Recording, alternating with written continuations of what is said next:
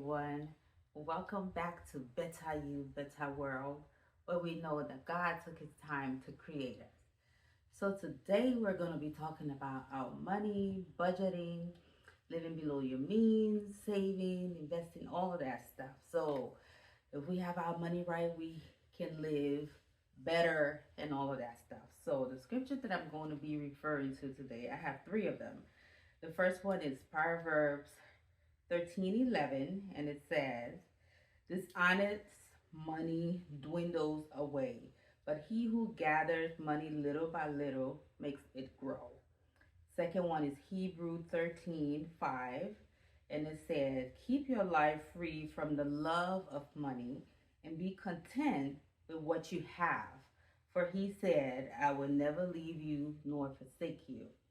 And the third one is Luke 14:28, and it reads, for which of you intending to build a tower, not sit down first and count the cost, whether you have sufficient to finish it?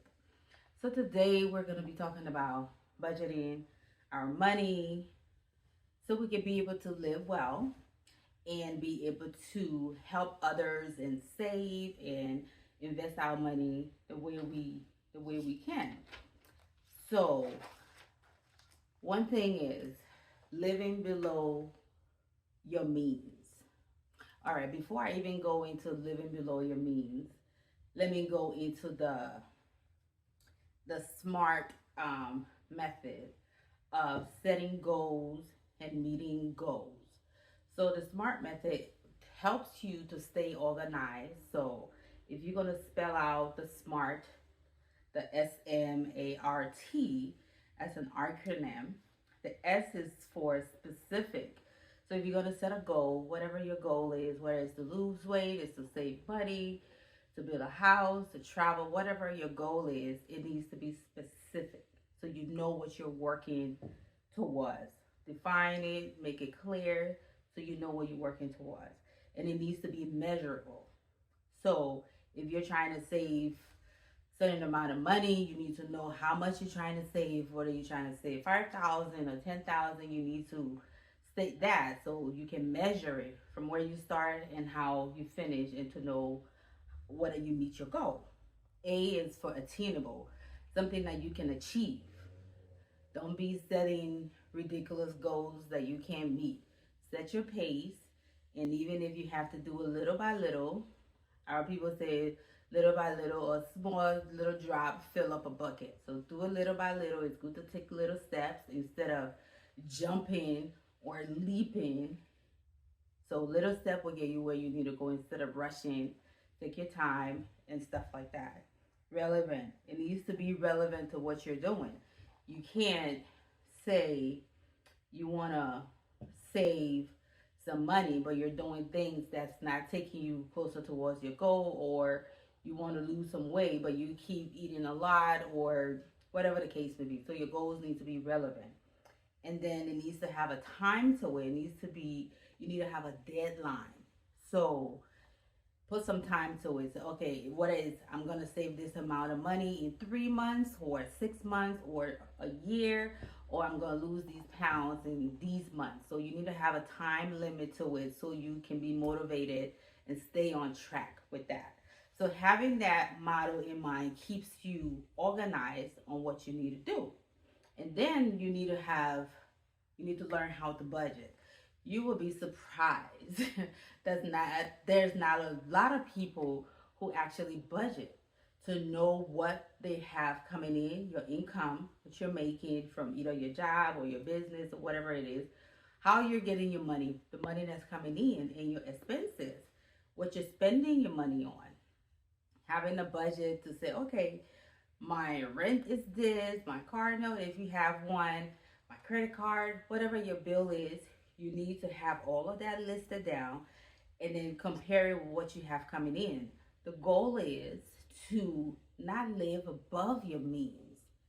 Get your necessity, things that you really need, and live below your means. It's good to have great stuff, some extra things that is important, but if you can afford it, have that part of your budget.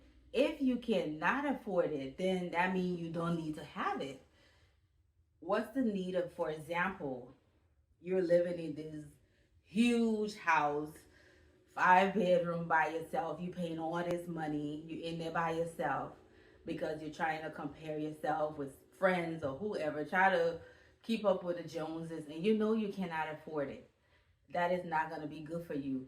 You're going to be working 2 3 jobs just to pay for that house, and you're not going to be staying in the house because you're out mostly working, and you don't even get to enjoy the house that you have. So live within or below your means so that you can have time to do other things.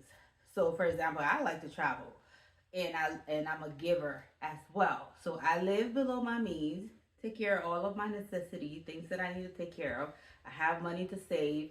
If I like to travel, I have traveling as part of my budget.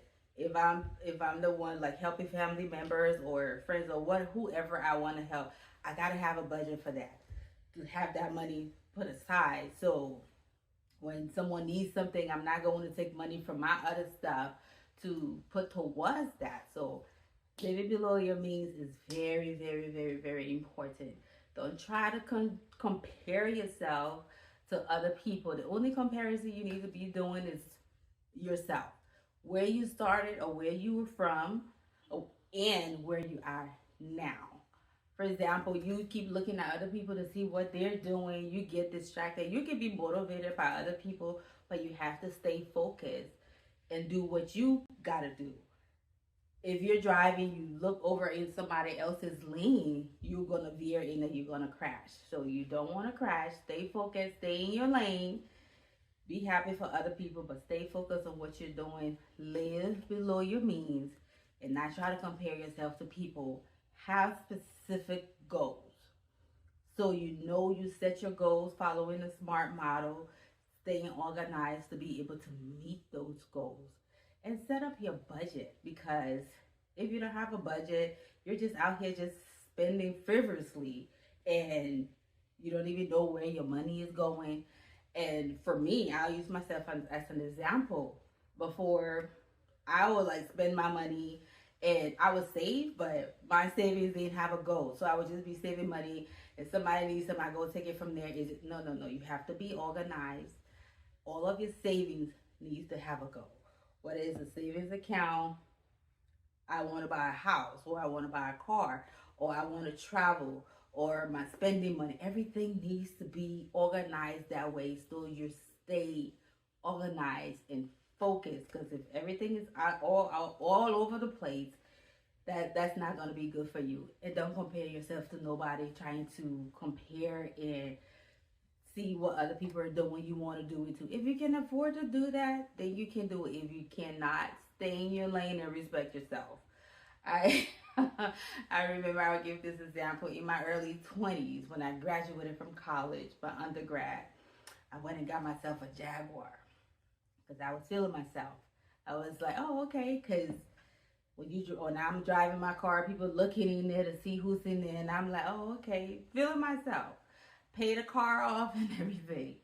And then the first thing that I have to fix on it, coolant gasket was leaking, and I took it to go fix it.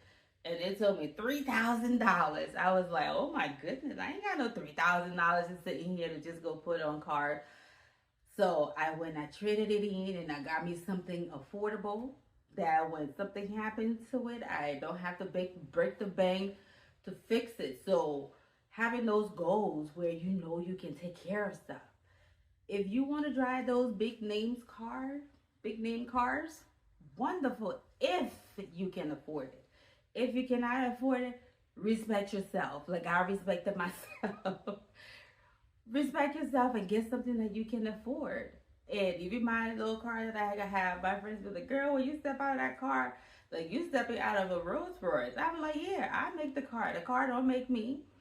So live below or within your means so you don't have to be stretching. It's easier to stretch ahead and pick up something than needing a ladder to climb up to get something. So keep that analogy in your mind. Just reaching to get it is easier than you looking for a ladder to climb way up there. If you need that ladder to climb way up there, that means you don't need to be up there. So I just wanted to come up here and then getting some knowledge. Knowledge is power. If you know something, you can do better. Because when my finances was jacked up at one point, my friend told me about a financial class. I went to that class. So that's to get the knowledge that I have now that I'm sharing with you guys and other friends who know about finance and be like, girl, you can do this, and taught me the smart model and all of that stuff. So getting knowledge, be open to learning, because we're humans. We're supposed to be learning every day. Learning is a continuous process. It's not like, oh, I have arrived and I know it. Or no, we don't know it all. So being open to learning, and when you learn something, you teach. You tell people what it is, and so other people can learn and be able to do better. So I just wanted to come out here today to just talk about us getting ourselves right, becoming better, so we can be better people, better you, better world. So you are a better person, you will be better in the world. So learning how to budget your money, learning how to live below or within your means. You're not in competition with nobody else but yourself. Staying focused on what you're trying to do so that you can get to your destination, and making goals. You might meet one goal, set another goal. That's how life is. You meet one goal, set another one, you meet that, and keep pushing forward. So just wanted to come out here and just give some little bit of gems for you guys. So thank you for joining me, and like, share, and comment what you think about the topic and what you're doing to stay focused and meet your goals. So thank you again for joining me. Like, share, comment, and come back again. Thank you, and bye-bye. Better you, better